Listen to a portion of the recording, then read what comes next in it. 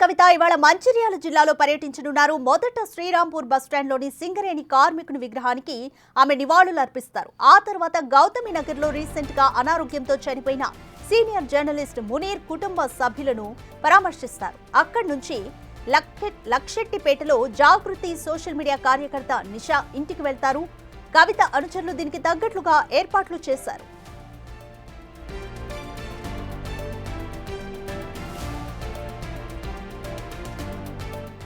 BRS versus కవిత episode ప్రస్తుతం hot గా నడుస్తోంది. ఈ టైంలో కవిత మంచిర్యాలలో పర్యటించడం ఇంట్రెస్టింగ్ గా మారింది. పైగా రీసెంట్ గా సింగరేణిలో ప్రత్యేక సింగరేణి జాగృతి కమిటీలను ఆమె ప్రకటించిన తర్వాత మొదటిసారిగా ఆమె పర్యటిస్తున్నారు.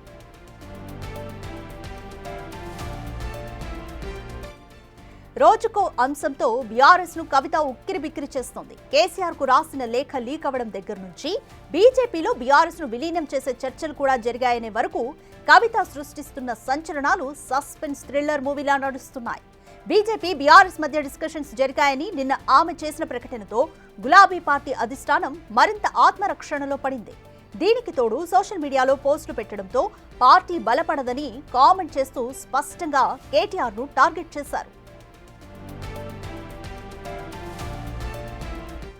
ఆమె కామెంట్స్ పై ఇంతవరకు బీఆర్ఎస్ నేతలు ఎవరూ స్పందించలేదు. కవిత కామెంట్స్ పై మాజీ ఎంపీ వినోద్ కుమార్ మినహా ఎవరూ స్పందించలేదు. కవితలో ఇంత ఆవేదన ఉందని తనకు ఇప్పుడే అర్థమైందని, ఆమెను కలిసి మాట్లాడే ప్రయత్నం చేస్తానని అన్నారాయన. అయితే ఆయన స్పందన కూడా పార్టీ పరంగా కాకుండా వ్యక్తిగతంగానే ఇస్తున్నట్లు కనిపిస్తోంది.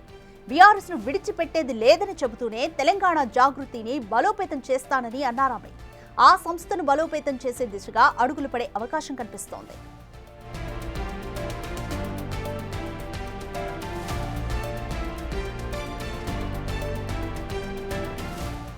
రైట్, మోర్ డీటెయిల్స్ మా ఇన్పుట్ ఎడిటర్ పవన్ కుమార్ అందిస్తారు. రైట్ పవన్, ఈరోజు కవిత మంచిర్యాల జిల్లాలో పర్యటిస్తున్నారు. కవిత లేఖ రాసిన దగ్గర నుంచి నిన్న ఆమె చిట్ చాట్ లో మాట్లాడిన కామెంట్స్ వరకు అంత సంచలనం రేపుతున్నాయి. ఆమె బీఆర్ఎస్ ను విడిచిపెట్టబోను అంటూనే సింగరేణి జాగృతిని బలోపేతం చేసే దిశగా అయితే ఆమె అడుగులు పడుతున్నాయి. ఏ విధంగా చూడాలి ఈ పరిణామాలన్నింటినీ? 2006 నుంచి కూడా తెలంగాణ జాగృతి ఏర్పాటు నుంచి తాను చాలా పార్టీలో కీలకంగా వ్యవహరించాను.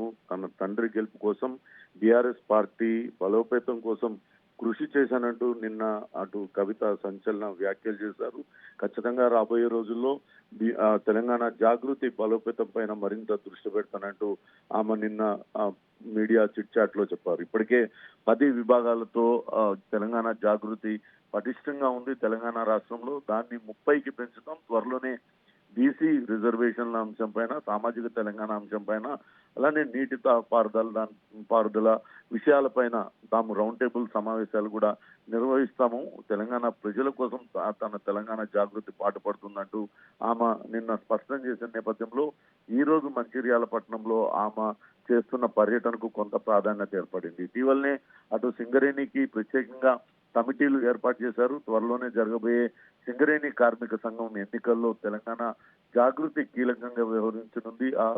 ఆ ఎన్నికల్లో పోటీ చేయడానికి కూడా సిద్ధమవుతున్న తరుణంలో ఈ రోజు అటు మంచిర్యాల పట్టణంలో అటు కవిత పర్యటన కొనసాగనుంది. ఈ రోజు మధ్యాహ్నం వరకు కూడా ఈ పర్యటన ఉంటుంది. అక్కడ తెలంగాణ జాగృతికి సంబంధించిన నాయకులతో మాట్లాడతారు. సింగరేణి కార్మిక సంఘం నేతలతో ఆమె అటు భేటీ అవుతారు.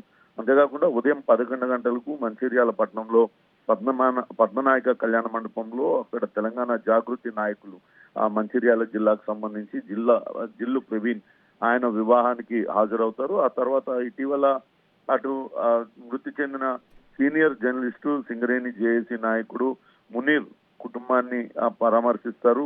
ఆ తర్వాత అక్కడ మీడియా సమావేశాన్ని నిర్వహిస్తారు. అయితే ఇప్పటికే అటు కవిత పర్యటనకు సంబంధించి తెలంగాణ జాగృతి నేతలు అయితే పెద్ద ఎత్తున అక్కడ స్వాగత ఏర్పాట్లు చేస్తూ ఉన్నారు. కానీ అటు బీఆర్ఎస్ నాయకులు, కార్యకర్తలు మాత్రం మౌనం వీడడం లేదు. కేసీఆర్ ఆదేశాల మేరకు ఎవరు కూడా అటు గుమ్మనంగా వ్యవహరిస్తున్నారు.